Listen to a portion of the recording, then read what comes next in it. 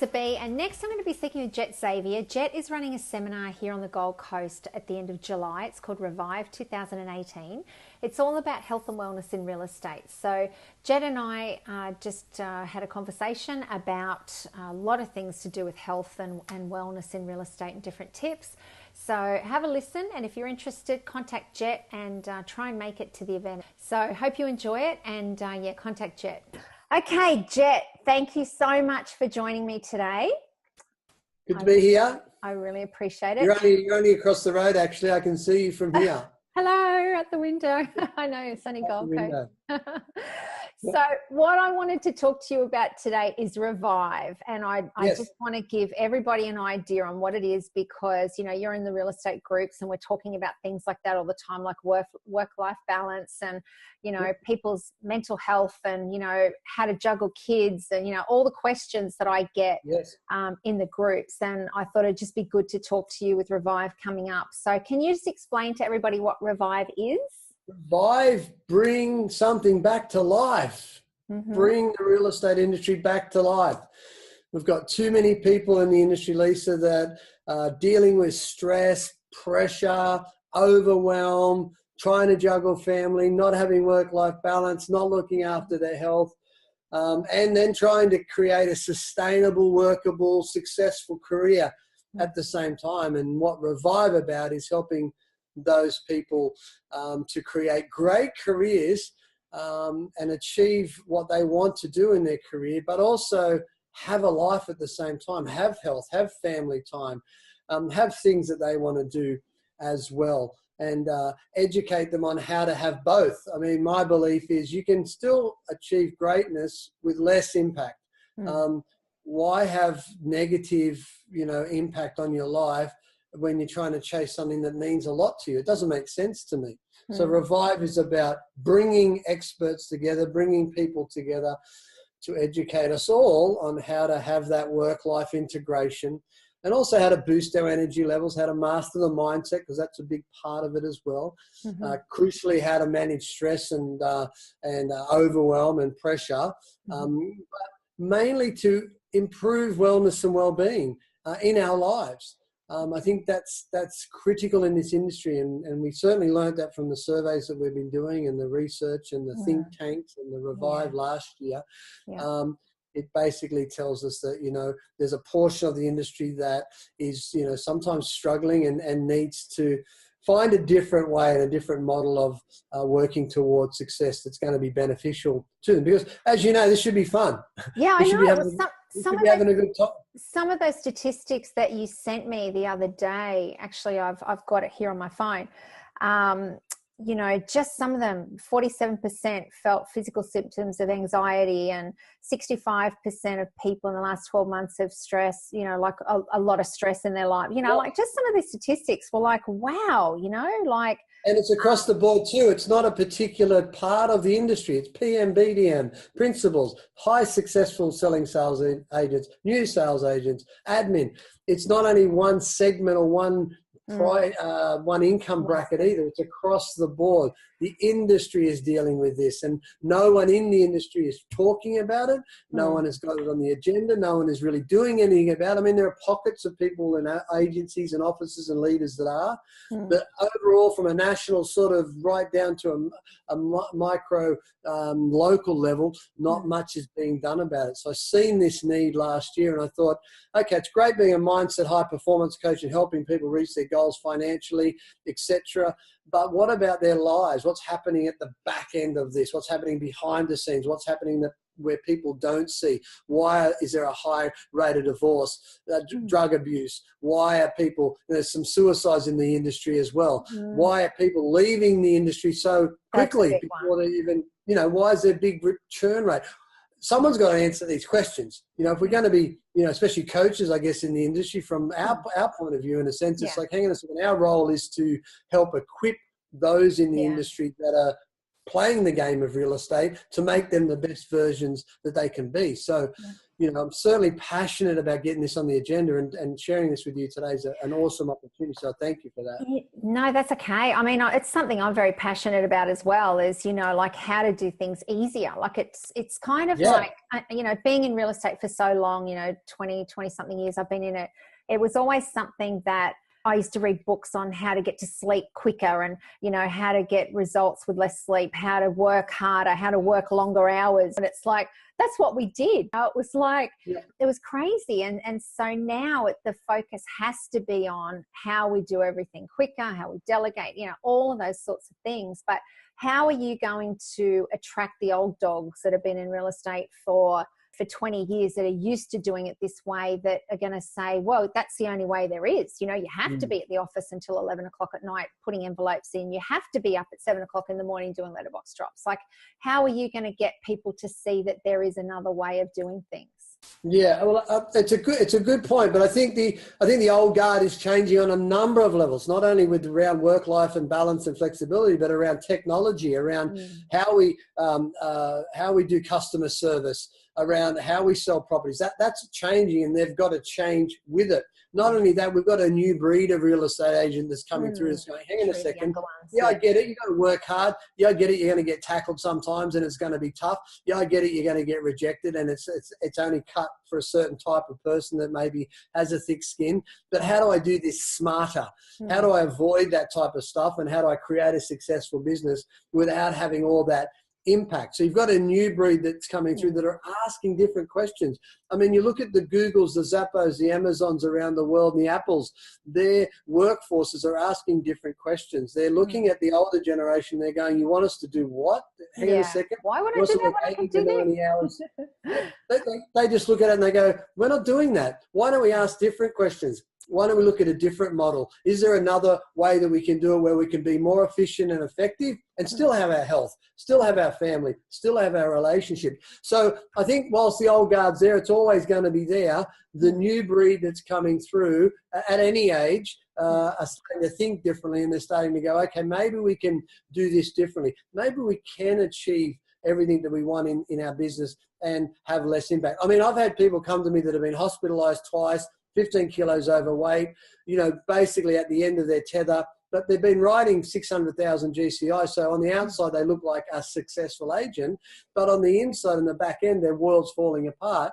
You know, 6 to 7 days a week, 80 hours a week, running that model, only to turn around and change it to 4 to 5 days a week, you know, working on their health and fitness, working on their family, and then they go on to write $1 million plus. They're doing less. They're just working smarter, not harder. They're asking different questions. They're thinking about it a different way. I mean, and if we can get more of that in the industry, and that's what's happening, which is going to change the old type of thinking, it's going to be an even better industry to be in. Because one of the key messages in the industry is harden up, get on with it, you know, suck it up, princess.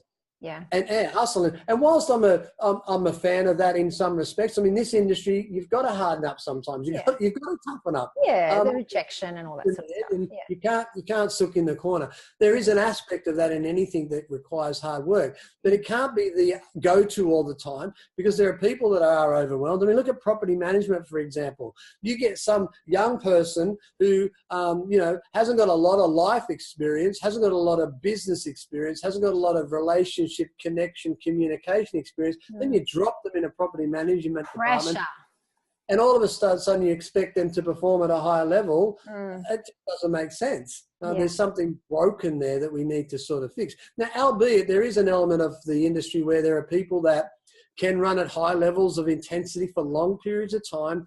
They are very resilient, but that's only a few. That's only a small percentage. But something breaks eventually, you know, whether it, like you said, whether it's a marriage, your health, or whatever. I remember, you know, probably 15 years ago, I was at a Tony Robbins seminar. Have you ever done Date with Destiny with Tony Robbins? No, I've done the Unleash the Power Within Your Power, who unleashes the power that, and your fire walk and all that. And I did a Date with Destiny there, and you had to kind of write out all your rules and values around work and life. And mine was actually the most mucked up one there. So he did like an intervention on me, and it was like, it wasn't until I actually saw what my priorities were on paper that I went, oh my God, no wonder, you know, I was going to die of a stress-related disease. There was no doubt in my mind. I left that seminar going, oh my God, this just saved my life, because it was something that I just focused on. I had to get the results. I had to get the numbers. I had to get the commission. I had to get teams doing it. I had to do this. I had to be the best office. I had to get these awards. I had to do all of these things. And there was no time left for anything else. So I kind of really experienced this. And that's why I think it's great that you're doing this and you're making people aware of it and how to actually kind of change your mindset, because it is in your mind. Well, that's the point. It's a great point you made, because this is the old model. This is the way we think success runs. And what happens is, and we've learned this from sport, and the book called The Powerful Engagement shows this, you know, categorically, that we can take the sporting example and apply it to business, in the sense of sporting people recover, they rest, they train, they get prepared, they play the game, and then the process happens again. Business people put the foot down, go as hard as they can for as long as they can, fall down, then they try and rest and recover and come back up. So the new model is, hang on a second, how can we get more sleep to perform at a higher level? How can we eat better to perform at a higher level? How can we exercise more to perform at a higher level? How can we be more happier to perform at a higher level?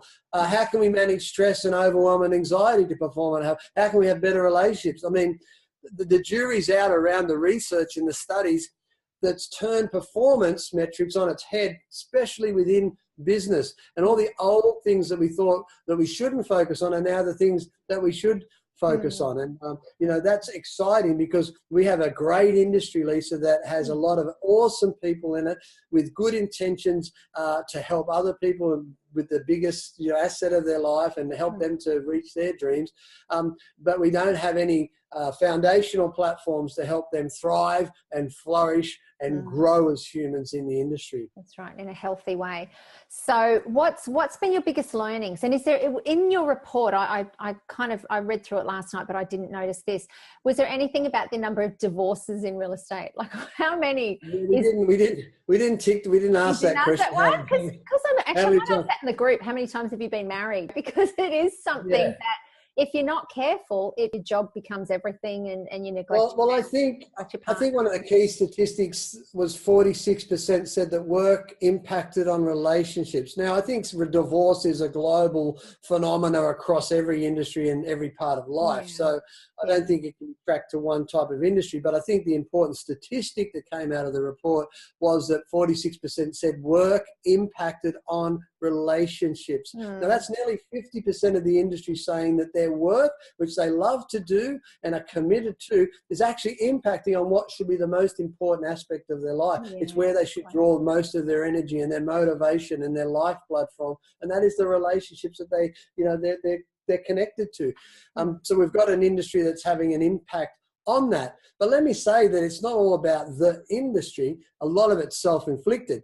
We allow a lot of it to happen to ourselves. We don't set boundaries. You know, we will let time take over. We'll let ego take over. We'll let things that, you know, we're responsible for to have an impact on our wellness and well-being as well. And I think there's a dual responsibility here. There's a responsibility of those in leadership and stakeholders in the industries to go, hang on, how can we improve the wellness and well-being of the people in the industry? Then there's a responsibility on us as individuals in the industry to go, hang on a second, what am I responsible for my wellness and well-being? If I'm not going to say no or set boundaries, well then, you know, I'm inviting stress, I'm inviting overwhelm, I'm inviting burnout to come in. But the amount of burnout in the industry is phenomenal. It's incredible. Big time. You see it all the time.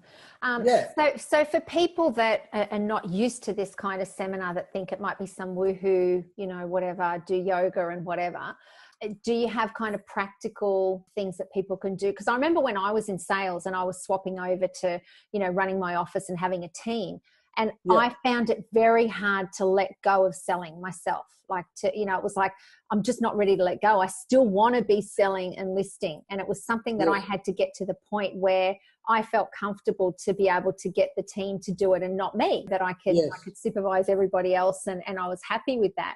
Like, is that things that you talk about in the seminar as well? Like how to delegate, how to let go, how to see a business model that's just not you. You don't have to be part of it all the time. That's something that you talk about too.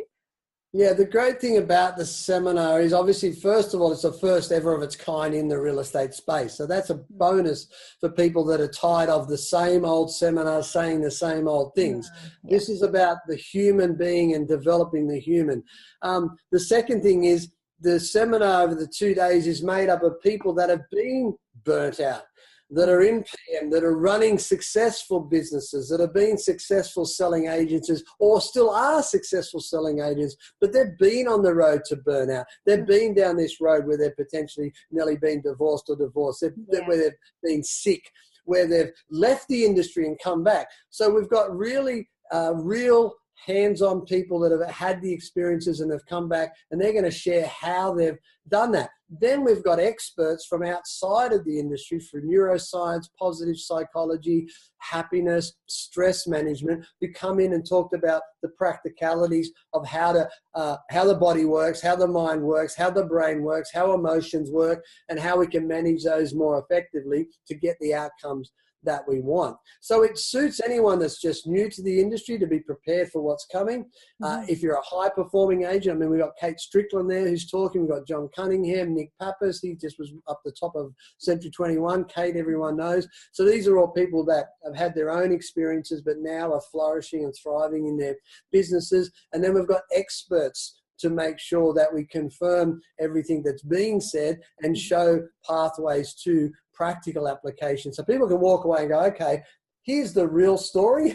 Here's a real person that I actually is successful in the industry, in PM or running a business or in sales. And here's the expert information that I can take and apply and take away with me. And then we've got practical experiences. You know, we've got meditation and sound healing and yoga and music and the other things that people can involve themselves in so they can disconnect and learn how to just sometimes be still, just sometimes slow down, forget about the world that's outside and just focus on what's important. So it's a very interesting approach that we've taken as far as the process or the journey over the couple of days, so that people just aren't sitting there listening to information. It's very interactive. People are part of the process over the couple of days as well, of going, okay, what can we do to improve wellness and well-being in the industry as well? So they become part of the solution as well.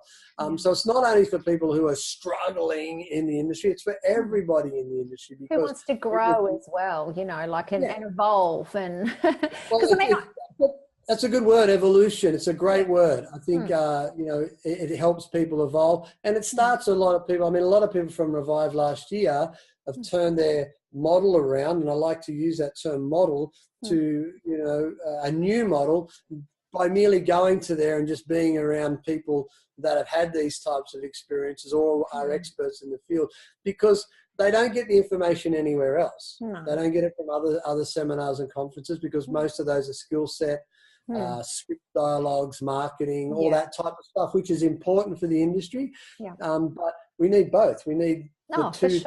For sure. I remember like, all my books here, we were talking about the books before, like I remember like I was studying, you know, sales and negotiations and, you know, all that sort of thing.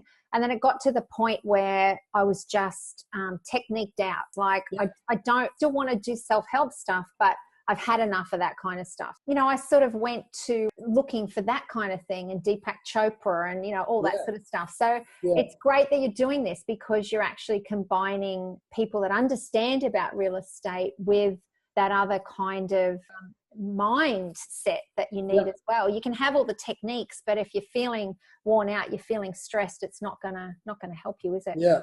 I mean, Wayne Guy talks a lot about, I mean, the movie The Shift, obviously, as you're aware of, the whole ambition to meaning.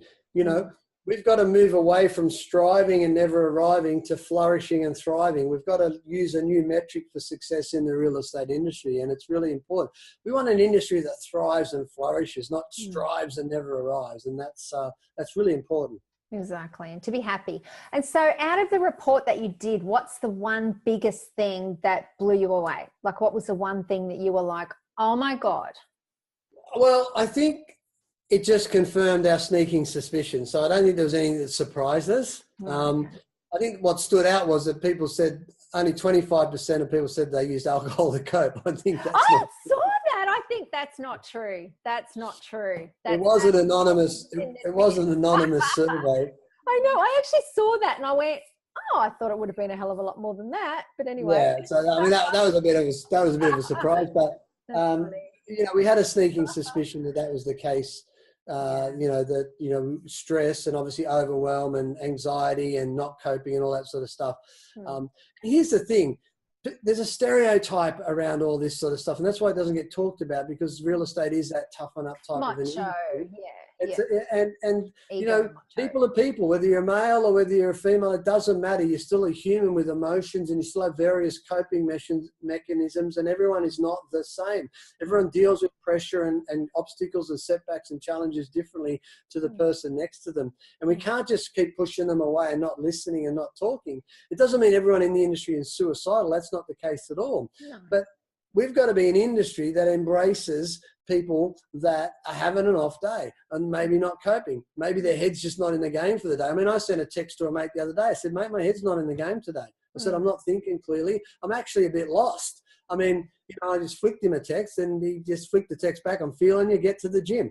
It was just one of those moments. I'm a very upbeat, positive, get out there and do it type of guy. But I've got a history of depression and I'm aware of that. I'm looked upon as a coach and a thought leader in the industry. Oh, well, he wouldn't get down. He wouldn't, struggle. He would not have a day where he's not coming. Well, I do. But so the deception here, Lisa, I guess what I'm trying to say is just because people look okay and they look successful in the industry doesn't mean they are. It doesn't mean they're suicidal, but it doesn't mean that they're coping. They might be just having a flat day. They might be pissed off at something and emotionally it's getting to them. Yeah. And all of this costs energy. Yep. It all takes energy away from us. And real estate's an energy game. And if you can learn to manage that more effectively, and at Revive, we teach you how to boost your energy levels. If you can do that, well, you're going to be far more effective. Absolutely. Now, what's one tip that you could give, say, a principal of an office to help with staff? Like, have you got any ideas on how to get your staff to be healthy? What do you promote? How can you help your team to develop, to be the high performing salespeople that are not going to burn out, that are happy, that have got happy relationships and everything else? What's the first thing that you So I guess for this industry, there are small pockets of leaders around Australia that are embracing best practice from outside of the industry. So the Googles, the Zappos, the Amazons, they're taking the best practice of wellness and wellbeing and they're bringing it back to their workplaces, whether that be a fruit bowl, table tennis table, a gym membership. If you go to Toop and Toop in South Australia, they've got a full-time wellness coach, a full-time wellness centre. They've got a full-time creche. So they're at the forefront of what wellness and wellbeing looks like in the industry. So those types of people, they're taking from outside of the industry. The biggest tip I can give principals is they need to just start getting aware of the upside of having wellness and wellbeing practices in your business. That's the first thing. If they can see a financial viability, which there's an ROI of up to $15 every dollar invested in wellness and wellbeing in the industry. So if you can tick that box, then principals are going to go, hang on a second, this makes sense. What do you mean I can actually improve my profitability if I'm going to focus on wellness and wellbeing?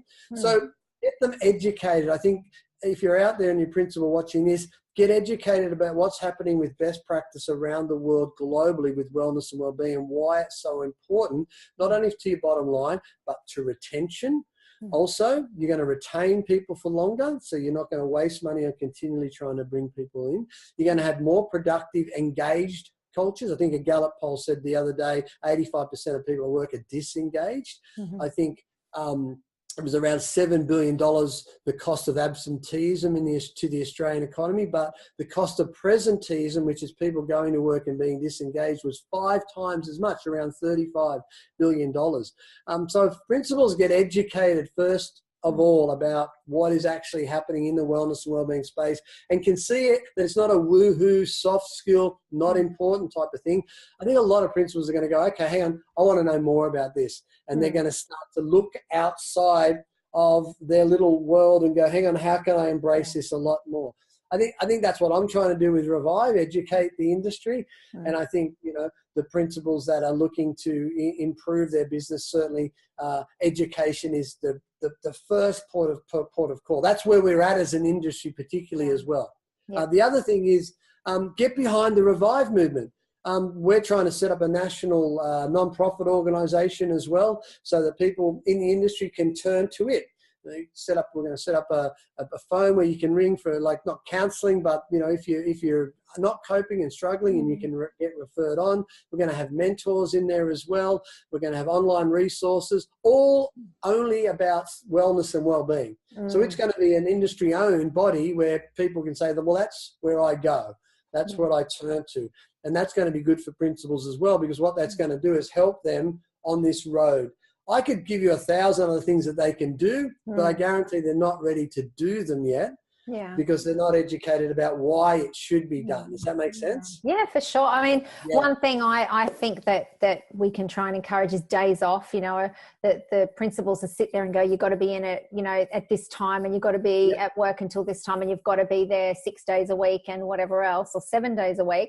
I think we need to encourage, days off and holidays, planned holidays and things like that. Yeah, the flexibility in the job. And that's what is so great about the job.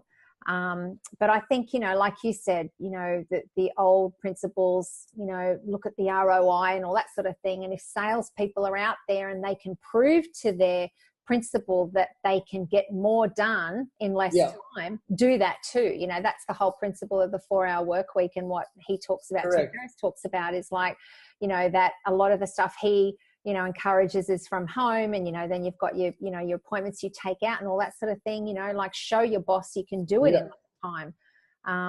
Say, give me a month to prove to you that I can have time off and still get the same exactly job, and also expectation. Principals can talk to the salespeople. What are their expectations? They might want to write 200,000 a year, they might want to write 2 million a year, but what is the expectation that they have as well? Because sometimes there's a conflict around that when it comes to GCI, and the principal's idea of what they want and what the salesperson's idea is sometimes totally different, and they clash.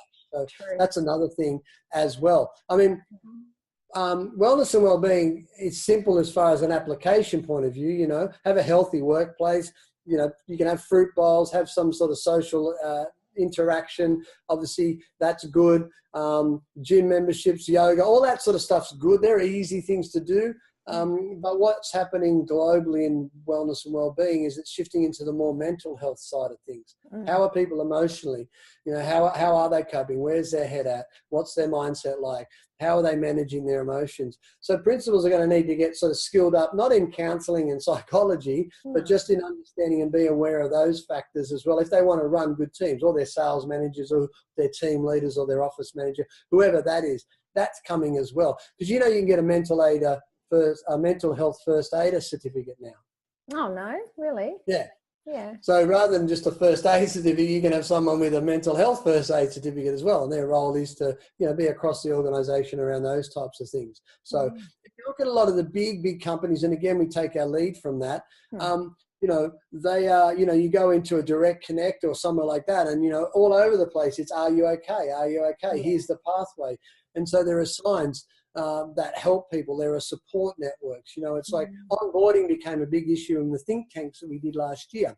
People aren't getting onboarded properly. What's happened is, here's your phone, here's your desk, off you go, or trail a lead agent, and over a year you'll be a good agent and all that sort of stuff. What needs to happen is, we need to bring people in the industry. We need to show them how to sell real estate, obviously, but we need to go, this is how you manage emotions. This is what sort of stress you'll be dealing with. This is what expectations are there. This is the type of pressure you'll be under. This is who you call for support. This is what happens if you're not coping. And we onboard them, just like they do in a professional sporting organisations. They tell you, this is how you communicate. This is how you act in public. This is what you do with your money. This is how you treat women. This is how you're supposed to be expected to behave. We don't have that in real estate. And so that was a big thing that came out of the think tanks last year with 65 influencers from the industry. They said, if we can onboard people better, then maybe we're going to be able to help them, be more productive and more effective and cope a lot more at a higher level. Absolutely. And so when is Revive on, and where is it on at? Sorry if I'm lighting up here. The sun is beautiful. I'm feeling like I'm in the dark a bit. Yeah, you've been lit up and I'm in the dark. The sun's going over your way. Yes, great. Revive is on the 29th and 30th of July on the Gold Coast at the Sheraton Mirage. I was down there this morning. It is a beautiful venue. Oh, that's the best hotel. Yeah. Go to revive2018.com.au and get the information from there. Perfect. All right. Well, thank you so much for sharing that. And hopefully a lot of people will go and, you know, kind of change some habits that we've... Yes, and if people are interested in more about Revive, go to Real Estate Revive Australia Facebook page and just become a member and keep updated with what we're doing. Perfect. All right. I'll share this in all the groups and hopefully you'll get a lot of people there. You're a legend, Lisa. I love your work. Right. Okay. Thanks, Jet.